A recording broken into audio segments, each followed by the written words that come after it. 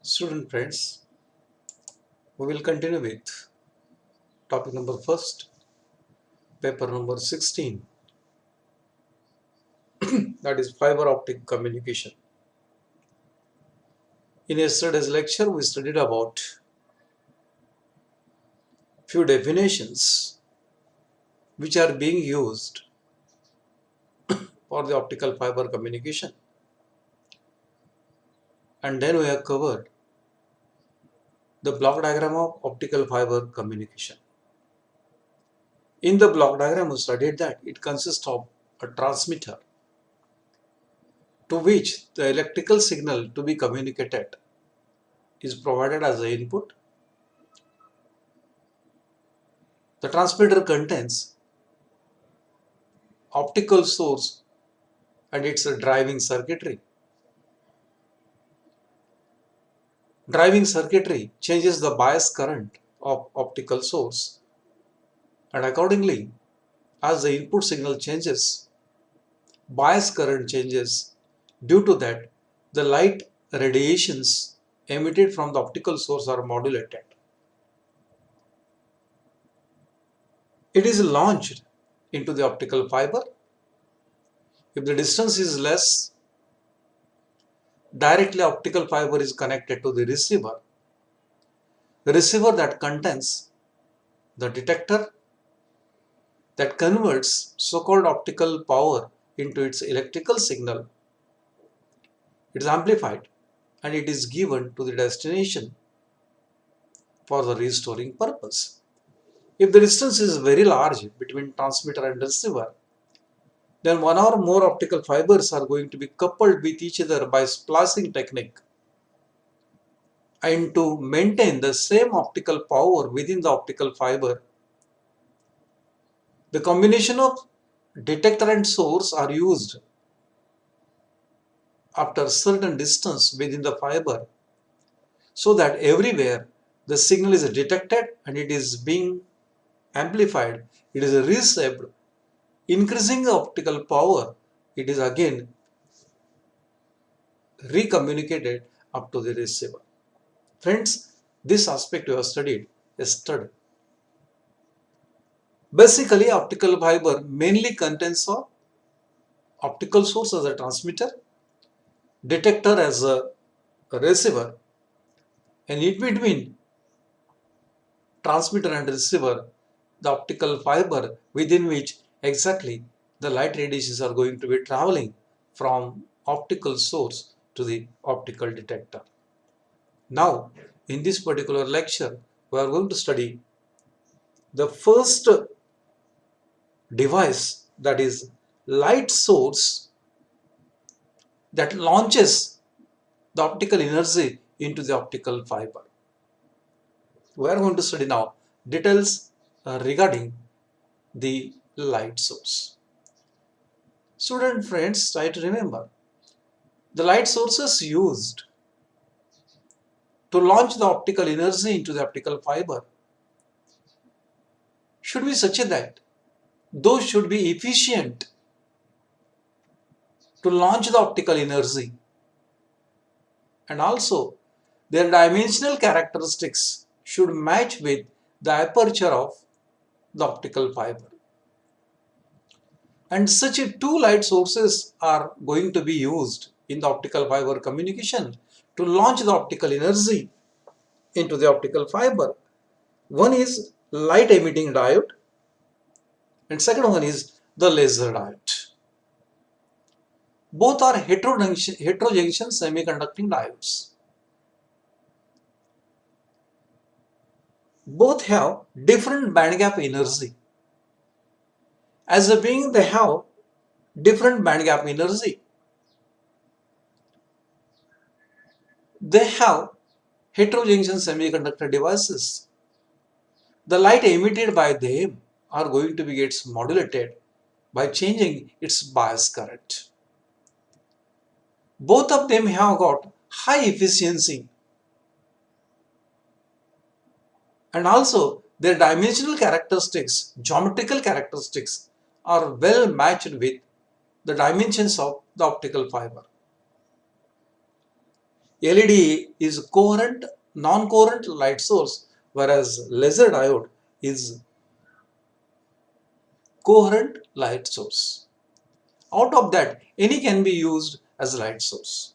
Out of that, one of the light source, its details we are going to study, and that's what it is called as, it is a light emitting diode. Dear students, in BSc part first we studied the LED, that is light emitting diode, as a special diode. With a little bit changes by increasing its efficiency, by using the special semiconductor devices that can be used as a light source for the optical fiber communication. These light source emitting diodes are especially used whenever communication system requires bit rate less than 50 megabytes per second. Means there is a restriction. Whenever data to be transmitted is less than 50 MB per second, and that to be transmitted through the multimode fibers, and whenever required optical power is 10 microwatt, then LED can be used as a best light source. It requires very less complex driving circuitry. Under such a condition, LED is going to act as the better light source for the optical fiber communication. Dear students, we are well aware that LED emits the light when it is forward biased. And we are aware that when it is forward biased, electrons and holes respectively from N region and P region are starts moving towards the junction. Within the junction, they will overlap with each other. They are going to be recombined with each other. During the recombination process, the electron will jump from higher energy level into the lower energy level, and it emits the electrons. It emits the photons as a light particle in the form of light radiation, having the photon energy equal to the energy difference between the two energy levels, from which the electron will be jumping from higher energy level into the lower energy level. This emission of light radiation constitutes the LED. If we change its bias current, definitely the light intensity emitted by LED is going to get modulated. And within the active region, means near the junction, if the optical fiber is directly connected, then almost all light radiations which are emitted by LED will be injected into the optical fiber, and within the optical fiber, due to total internal reflection, it will travel from LED, that is a transmitter, towards the receiver, which is connected to the other end of the fiber. Friends, for useful transmission of the LED, it must satisfy the few conditions.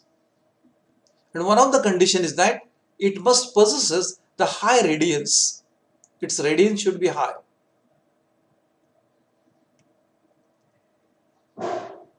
It has a fast emission response time. Response time must be fast. And it has a high quantum efficiency. Means only such LEDs are used which have got a fast response time, high radiance, and high quantum efficiency. Such LEDs are possible to be designed depends upon its material composition. Now, what do you mean by radiance? Radiance is a measure in watt of the optical power which is radiated into unit solid angle per unit area. Radiance is a measure of optical power in watt which is radiated into the optical fiber with unit solid angle per unit area. Means amount of optical power radiated per unit solid angle per unit area is called as the radiance, and it is measured in the radiance. If the radiance is high radiance is necessary for coupling with the fiber.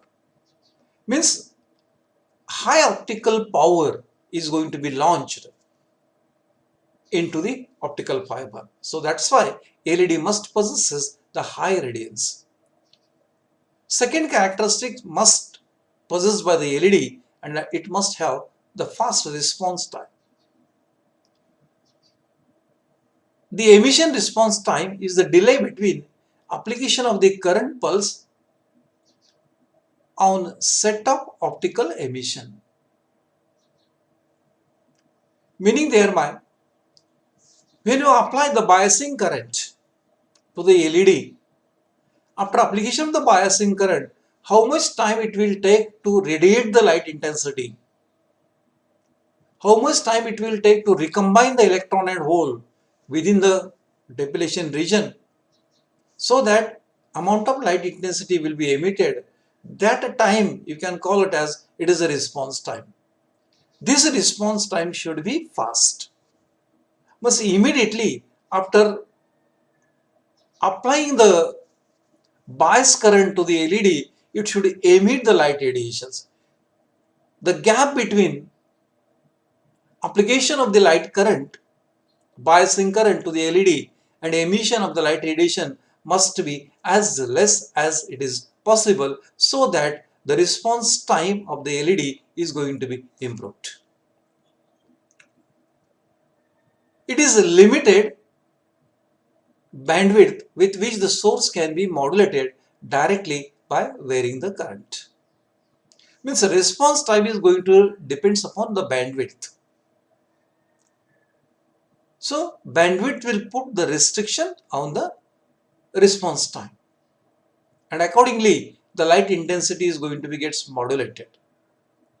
Now second one is the quantum efficiency. Third one is the quantum efficiency. The quantum efficiency is related to the fraction of injected electron and hole pair that recombine relatively and emission of photon particles emitted in the form of light radiations.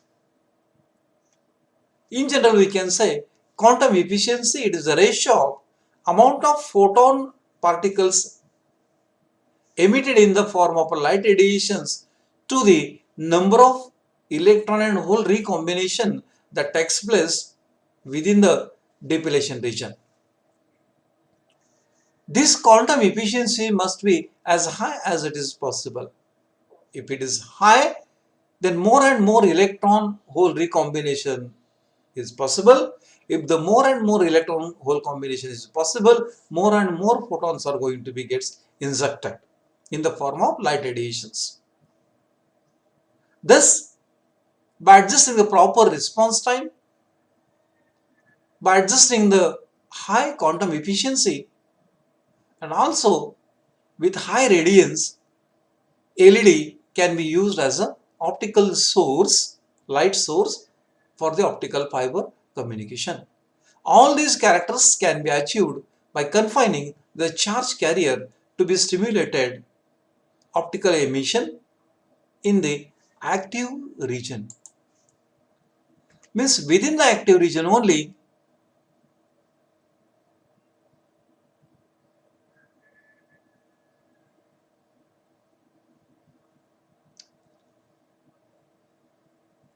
By confining the charge to similar optical emission in the active region of the LED where recombination occurs. Means active, where is the active region? Active region is across the junction within the depletion region.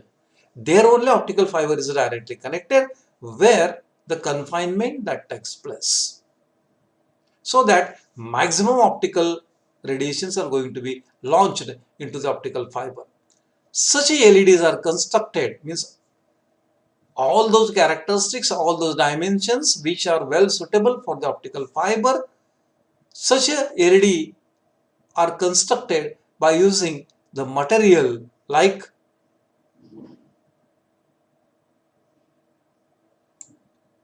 aluminium, gallium aluminium arsenide or aluminium gallium arsenide, gallium aluminium arsenide, gallium indium arsenide. These are the alloys of the materials which can be used to construct all these characteristics associated LEDs which are going to be act as best light sources to launch the maximum optical energy into the optical fiber. Dear students, generally two LED configurations are used. One is surface emitting LED and second one is edge emitting LED. In surface emitters, the plane of active light emitting region is oriented perpendicular to the axis of the fiber. Look at here, it is the optical fiber and it is perpendicular to the active region. So this is the active region and optical fiber is totally perpendicular to that. Whereas in edge emitting region, it is parallel. Here is the surface that looks to be parallel. Optical fiber is inserted here and it is parallel to that. Dear students, in the surface emitting LED, a well is etched in a substrate into which the fiber is connected to accept the emitted light. Active area is around about 50 micrometer in a diameter and 2.5 micrometer in a thick. In edge limiter LED, active area is of 50 to 100 micrometer in a diameter. Contact strip of 50 to 70 micrometer wide are used. The emission pattern of the edge emitter is more directional than that of surface emitter. So both are going to be represented in this particular respective figure. Look at here. This is the well which is designed. So here is the heat sink. On the heat sink there is a metallization layer. Over that there is a SiO2 layer. After that there is a heterojunction semiconductor which is going to be coated. So this is the heterojunction which is, here is a P, here is a N, and in between that this junction is going to be formulated. So this region we can call it as it is the active region where the recombination of electron and hole that takes place. Naturally, within this area only the confinement of the radiated electron beam that takes place, radiated light beam that takes place. Above that there is a substrate layer which is going to be gets located, and again there is a metallization contact.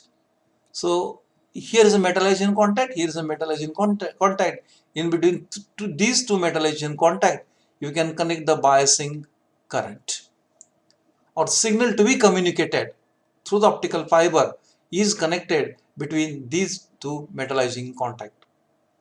Over that there is a bonding material. Bonding material means to bond the optical fiber into the active region which is going to be inserted. So this is what the region. It is a circular well. It looks like a well. That's why it is called a circular well. Within that, the fiber is directly inserted. So as the bias current changes, naturally in the active region, recombination of electron and hole that takes place. Electron will jump from higher energy level to the lower energy level, and it will radiate the photon as a light particles. These emitted photon particles, due to high radiance, due to less response time or faster response time and high quantum efficiency, emitted light radiation will be directly launched into the optical fiber, and they will travel within the fiber by total internal reflection towards the transmitter. So this is how the surface emitting LED is going to be gets designed. So this is edge emitting surface.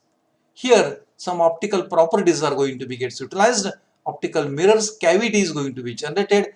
Within the cavity, look at here, again here is a heat sink, then there is a metallization, after that there is a substrate, then there is a confinement layers here as which are going to be located in the surface edge method. Over that there is again a metallization for electric current, where you can connect the biasing current or signal from the signal to be communicated. So these are the heterojunction layers. Same layers are there which are going to be represented here. Then here is the active area, and within that there is a strip contact. Strip contact especially for the optical fiber, by making certain solid angle within which the light radiation are going to be gets traveling. Only there is a difference in the construction, whereas both are going to do the same job, and that is they are going to launch the maximum optical energy into the optical fiber. So that's all about how the LEDs are going to be designed as a light source, with almost all the dimensional characteristics are going to be matching with the optical fiber, so as to launch the maximum optical energy to the optical fiber, so that it can be communicated from light source up to the detector. Dear students, that's all about the light source LED, which we have introduced in the today's lecture. Next time we'll go for maybe optical fiber, or it may be the detector. So that's all about this particular lecture. Today we'll stop, and next time again we'll meet for the next article.